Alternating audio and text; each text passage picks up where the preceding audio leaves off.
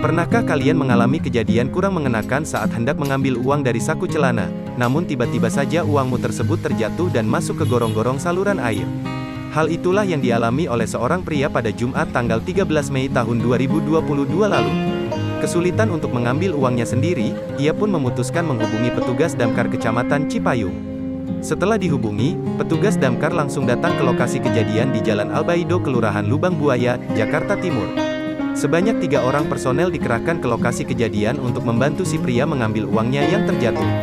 Dengan melubangi pinggiran gorong-gorong, petugas damkar mengambil uang kertas senilai Rp100.000 dengan dibantu sebuah alat penjepit.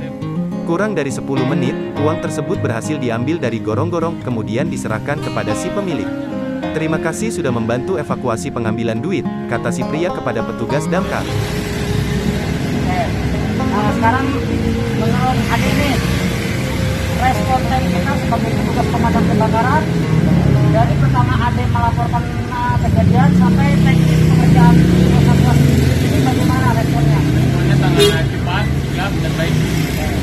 Nah, yang ketiga ya, bagaimana nih harapan adik tentang petugas pemadam kebakaran, khususnya petugas pemadam kebakaran di wilayah Kecamatan Cipayung ini? Bagaimana harapan ke depannya? Harapannya untuk kedepannya lebih baik saja. Terima kasih ya. Terima kasih sudah nonton. Jangan lupa like, subscribe, dan share ya.